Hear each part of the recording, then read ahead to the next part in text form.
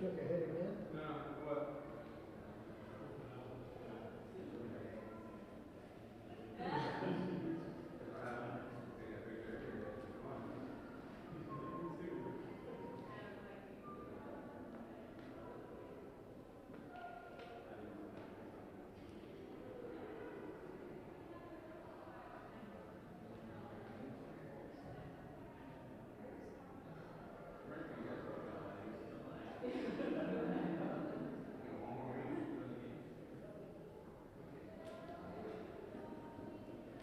So it must be enjoyable. Are you sure you don't enjoy the STI? You know win the games? Go to one. I was at some I don't know if I traveled.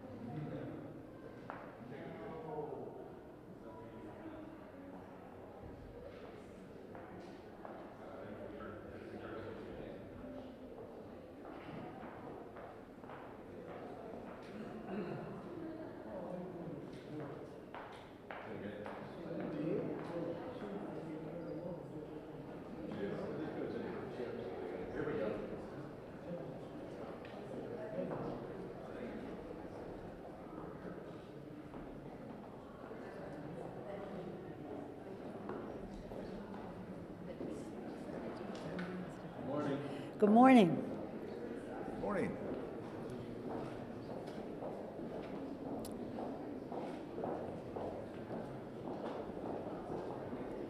Good morning.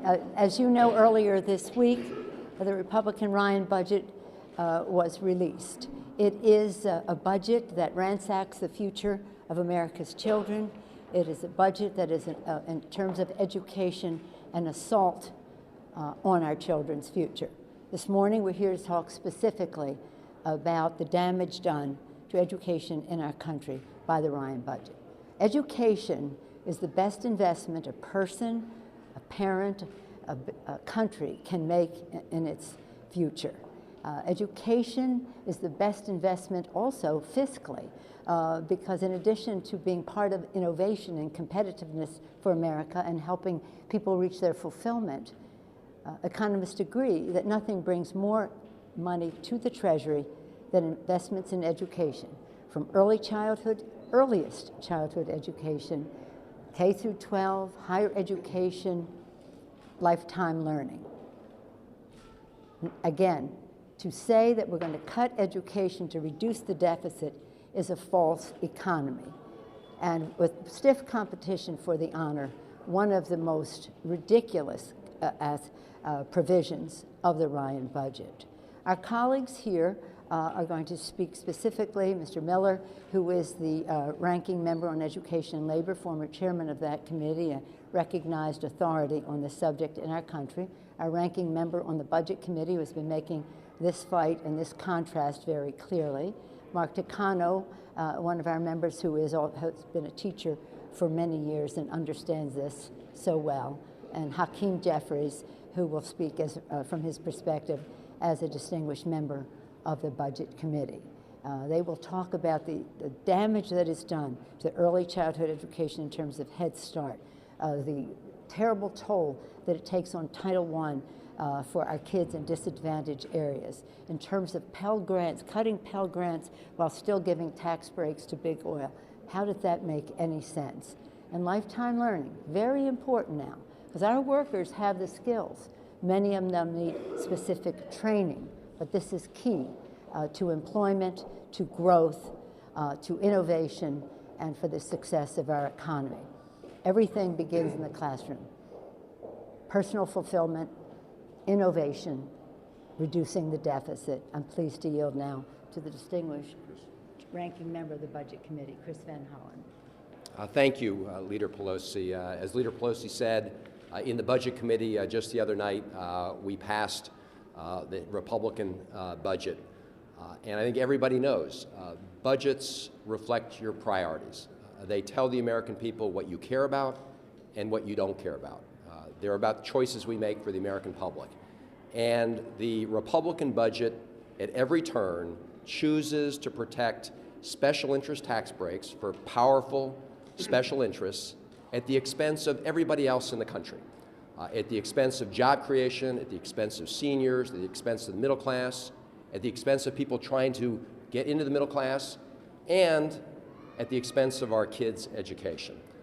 And you know, we all agree in this country you don't guarantee outcomes. We don't promise that someone's going to be successful. What we thought we promised was that everybody in America, regardless of how they started in life, should have a chance to achieve success and the American dream. And the thing about the Republican budget is it, rung by rung, knocks out the steps of that ladder of opportunity, takes away that opportunity. So if you're born to privilege, you're great under this Republican budget. But if you're struggling and trying to fight to make a better life for yourself and your family, tough luck. And the cuts in education begin at early education level, so at pre-K and early education. It cuts over the 10-year period 24% below what was just reached as part of the Ryan-Murray Agreement. So if you look at the funding levels for early education in Murray-Ryan and you project those out over 10 years, their budget cuts that by 24%. That's an $18 billion cut to Head Start and early Head Start. They cut over that period of time $89 billion from K through 12 education, right? So that's Title I, that's special education. And then they don't stop there. After cutting our investment in early education, cutting our investment in K through 12, they have a huge hit to the support we provide to our college students in the form of loans and college grants to the tune of $205 billion. And you're going to hear from our colleagues some of the impacts of those cuts, but I want to be clear that the impact numbers they're going to give you are just in year one of the Republican budget. They get progressively worse as time goes on because they begin with a big cut, but then it widens over the 10-year period. And again, they've chosen as part of their priorities to try and reduce the deficit, not by closing one single loophole to reduce the deficit, but by coming after our kids' education and these other important investments. And there's nobody who's better positioned to talk about that impact on our kids' education than a person who's devoted his life and efforts here in Congress to that, George Miller. Thank you very much, Chris, and thank you for your leadership on this budget. As Chris pointed out, a budget is supposed to reflect your priorities and your values. What are those things that are important, and what are those things that you value as a citizen of this country? And clearly, what is not valued in this budget, what is not a priority for the Republicans in their budget, are children. When you see that they cut over 170,000 slots for early childhood education, and it gets worse every year after that, clearly they don't care about these children.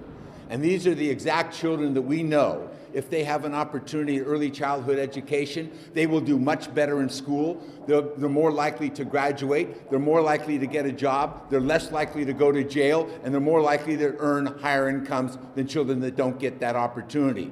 But only a very small portion of this population gets a chance at early childhood education. And now the Republican budget throws hundreds of thousands of them out of that opportunity. And it grows every year. That means they're less likely to get into early Head Start. That means they're less likely to get into a high-quality early childhood learning program. That means they're less likely to be ready for kindergarten. That means they're less likely to be able to read at 4th grade level when they get there. And if they don't read at 4th grade level, we know they're very likely to drop out in the 10th grade. This is what the research says. That's why law enforcement supports early childhood education. That's why the Department of Defense supports early childhood education. That's why the business community supports early childhood education. That's why governors are racing to expand this, to build their economy by providing early childhood education. But the Republicans in the House of Representatives don't. They don't want to give these children that opportunity. That's what their budget says. They throw 170,000 of them off the rolls this next coming year, and they throw more children off every other year. You cannot build a strong nation, a strong economy, a strong society, and a strong democracy if these children lose their chance at having a high-quality education. And I'd like now to turn to Mr. Jeffries. Well, thank you, Representative Millen. Thank you, Leader Pelosi, and my distinguished colleagues in government. It's important to note that the House Republican budget is a product of the same type of extreme mentality and reckless mindset that shut down the government for 16 days. House Republicans have once again decided to balance the budget on the backs of children, young Americans, college students, working families, and the middle class. In order to provide a tax cut to the wealthy and to the well-off and to protect big oil in the present, House Republicans are willing to mortgage our future by dramatically cutting support for Pell Grants to the tune of $90 billion and by slashing support for job training programs so vital to the American ability to win the future. This is extreme, this is reckless, this is hurting the capacity of college students to pursue the American dream by limiting their ability to access a higher education and by hurting America's capacity to adequately prepare ourselves for the challenges of the 21st century. Now, today in America, there is more than $1 trillion in collective student loan debt. $1 trillion. This is a student loan debt crisis that we have in this country. It is hurting the ability of young Americans to raise a family, to purchase a home, to start a new business. This student loan debt crisis is made worse by dramatically slashing Pell Grants and limiting the ability of younger Americans to pursue a college education in an affordable way. It's unhealthy for our economy. It's unfair as it relates to their ability to pursue the American dream in the future. It's unconscionable in terms of our democratic values. And so we're asking college students and younger Americans to stand up, and together we can hopefully force the Republicans to back up. And instead of trying to create prosperity for a limited number of Americans, to promote progress for college students in the future of our country. With that, I'm pleased now to yield to my good friend, Representative Mark Takano. Thank you, Mr. Jeffries, Leader Pelosi, Mr. Van Hollen, Mr. Miller. I am a teacher on special assignment to the United States Congress. Prior to being a member of Congress, I was a classroom teacher. I went straight from the classroom to the halls of Congress. And I taught for 22 years. I'm also a community college trustee for over 20. And I can tell you that I served at a high school that received Title I funding.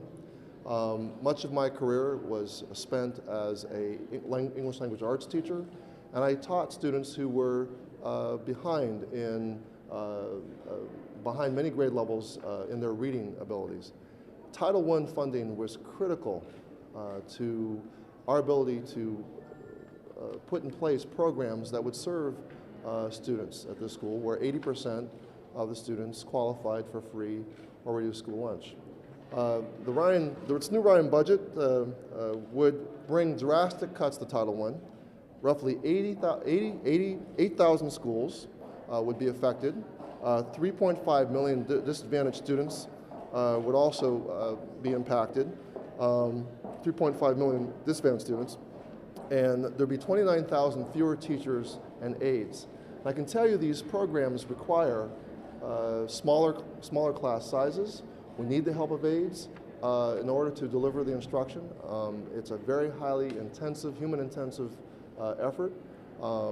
This is a disastrous budget for Americans' low-income students. Thank you very much, Mr. Takano, for sharing your personal experience for us and what the impact of, now as a policymaker, how you view the budget. It is, as our colleagues have said, a budget is supposed to be a statement of our national values. What's important to us as a country should be reflected in that. It is the blueprint for how we go forward. Clearly, we have two distinct paths that are being laid out. One, a path backward, and that would be the Ryan Republican Tea Party budget. The other, the Democratic approach, the president's budget, as well as the congressional Democrats' approach to this, which is about growth. Growth. And if we're going to have growth, we have to have investments in education. And if we want to reduce the deficit, we have to have investments in education. And just think of what it means to nearly 200,000 kids to be cut off of Head Start and early Head Start, and 3.5 million children not to in disadvantaged situations not to have the proper attention that they need. Something is very wrong with this. It isn't a statement of values. It's a statement of special interest as opposed to the statement of values that Mr. Van Hollen and the House Democrats have put forward, as well as the Senate Democrats and the President of the United States. The contrast could not be greater. I say that with great sorrow. The contrast could not be greater. Please, my colleagues would be pleased to take any questions you may have. Hopefully starting with education. When do House Democrats plan to introduce their budget? Mr. Van Hollen. We will have our alternative budget ready by Monday, which is when I believe we have to submit it to the Rules Committee. So Monday or Tuesday, but I think it's going to be Monday. Yeah, look, our budget will stand in stark contrast to this congressional Republican budget because we believe in growing the economy and investing in our future, including our kids. The Congressional Budget Office indicated that the Republican budget will actually slow down economic activity in the coming years because of the deep cuts it makes in some of these investments. And we believe in the promise of America, which is that everybody, regardless of what family they were born into, should have an opportunity to achieve the American dream. And the Republican budget is a cloud, a very dark cloud over that dream. And the Democratic budget will adhere to what we believe are American values, which is giving every child a chance to get a good education, starting with an early education, where our budget, like the president's budget, will actually increase our investment in early education because all the evidence shows that it's really important that children get a good start in life. The Republican budget goes the other direction, cutting over $18 billion from early education over the period of the budget. So in every way, our budget will be one that focuses on economic growth, jobs, and opportunity for the American people. And we expect it to be Monday. Leader Pelosi, as you know, a budget is basically just a theoretical document, and then actually implementing cuts. It's a very serious document, a budget is. But my question is, I mean, we saw what happened last summer when they tried to implement the Ryan budget with the transportation appropriations bill. What do you think would happen? What would the reaction be if they actually did some of the cuts or in binding legislation and brought that forward? How would their members react, and how do you think the public would react? Well, you have to see. Do we know if they're even going to bring this to the floor? They say they're going to bring it to the floor. We don't know if they're going to bring it to the floor. But this has to be, and I didn't mean to interrupt you there, but you cannot start by saying this is a very serious proposal on their part. And it's been reinforced. It's what they've done before, except it's worse. Except it's worse. And so they must have some unease in their ranks in terms of their appropriators, because this is almost unlivable for them. So we'll see if they actually bring it forward.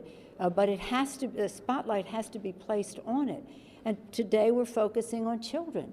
And in this budget, in addition to the cuts that were discussed here, there are jobs involved in those. There's thousands of teachers and early Head Start kids, they get cut off, and so do the teachers. And our slogan for early childhood is children learning, parents earning. People are free to work because their children are where they are, in addition to the jobs loss of those Head Start teachers. And in addition to that, we think it's very important for children to learn, for them not to be hungry. And in this budget, remember when they had $40 billion on the floor and everybody said it was immoral and indecent, and the faith-based community spoke out against it? $140 billion cut in food stamps in this. So it goes, really, what is it that they don't understand that how we have to nurture our children physically with food and parents who are secure, as well as their education. So remains to be seen if they bring it up. Be interesting to see the unrest of their own appropriators on this legislation. But it has to be taken very seriously. To emphasize what the leader said, that this is important because it does show the country exactly what Republicans in Congress would do if they had the power to do everything they wanted to do. And if they had the power to do what they wanted to do, we've got to assume that they would pass the budget and try and get it through the Senate and get it put into law. And the budget, as it relates to kids and education, is exactly what we described. Let me mention one other choice they make. They want to charge college students more interest rate on their loans. As Mr. Hakeem Jeffries said, students already have an aggregate of $1 trillion debt. So what does the Republican budget do? It doesn't cut a single tax loophole for big oil companies or hedge fund managers, but it charges students additional interest on their loans. They have to start paying interest while they're actually in college before they've gotten a job. In terms of, that's $40 billion. So they're charged, this is just one example, $40 billion greater debt burden on college students while protecting tax breaks for big oil companies and hedge fund owners. That's the choice they make, and we got to take it seriously. Mr. Van Hollen, what sort of differences can we expect between the House Democratic budget and the President's budget? Will you be increasing funding for education? We will be providing our Democratic alternative on Monday. We've been meeting with all members of our caucus as we put that together, and so we'll just have to give you the final details on Monday. Yes, sir. Do you see this as an opportunity to use the Republican budget as a rallying cry to arouse the typically apathetic sector of the voting population, such as the young people and young families? I view the Ryan budget as an ideological manifesto. They have made it a political issue. They have made a stark contrast what the American people believe in. They believe that education is key to a successful person and a successful country. And the way they undermine education, for one, we haven't even gone into what it does to seniors, the list goes on, because that will be for another day. Maybe even before, not before Monday. That will be for another day. But today we want the focus to be, if there were no other reason, and there's certainly billions of reasons why this is not bad, but they have put forth their manifesto. It's up to the public will call the question, is this for me, or is this for special interest? Is this for the people's interest, or is this for special interest? And you will see no starker contrast than when you see the values-based people's interest budget that Mr. Van Hollen will put forth on Monday. Do you see this as a gift to Democrats in a twisted sort of way? Well, it's a gift. It's a tragedy for the country. It's a tragedy for the country. And so it's up to you to make sure that the public understands what this budget is about. Budget, it's like, who wants to hear about that? I'm busy with my 2 jobs and trying to help my kids and mentor my children and help them do their homework and the rest. I don't know about the budgets, but people have to know how directly it hits home. And this is a budget that hits home. Today on education, another day we'll talk about how it hurts seniors. All tax breaks for millionaires at the expense of the middle class. Thank you all very much. If I could just ask a question on the jobs report today. Yeah. New numbers just came out. Yeah, 190,000. Less jobs were created than expected, and unemployment rate remains the same. What's not working under the current policy? Well, I think 190,000 jobs is a good job report. We want more, but I would have to note that today we have replaced all of the jobs lost under the Bush economic policies and the recession that took us into. It's taken this long to build back from that.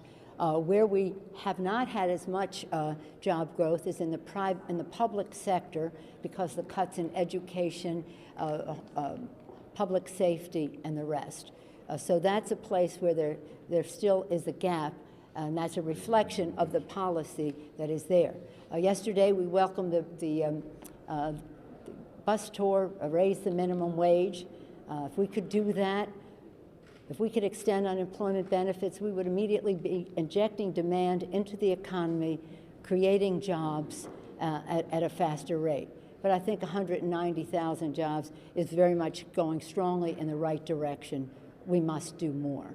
In those cities that have raised the minimum wage, employment has gone up. Small businesses are hiring more people than in the areas with the lower minimum wage. That's why Goldman Sachs said an increase in the minimum wage now would be a boost beyond what we ordinarily see in terms of economic growth.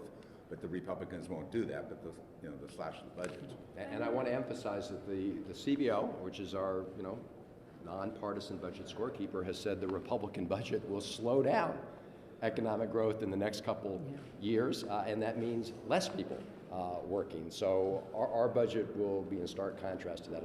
Ours will be a pro-growth budget. But to your specific question, if we didn't have the shutdown of government, if we didn't have sequestration, all of those were deterrents to growth. In the 17 days that the government was shut down, there's a indication of the slowing down of our GDP growth, $25 billion lost. We had to make up for that. So they take us further into the hole that we have to dig ourselves out of. So that would be two places you said, what would you do differently? Yes, ma'am. I just want to ask you quickly about your meeting last night at the White House. Did the President give you any progress report on his discussions with Putin? Yes. About having them pull back? And can you Probably some not. indication? Last night we had a meeting of the four leaders, the Speaker of the House, Majority Leader Reid, Senator Mitchell, and I, at the White House, where the President gave us a report on his recent visit to Europe in relationship to the G7, to Albania. He gave us a report on what he saw on other issues relating to Syria, Middle East peace, and of course he told us about his visit with His Holiness. And that's probably all I'll share with you right now. Should we go beyond the current sanctions on Russia? Depends on what Russia does, but I think we're prepared to do that, yeah. And the good report is that Europe is fully on board. Thank you all.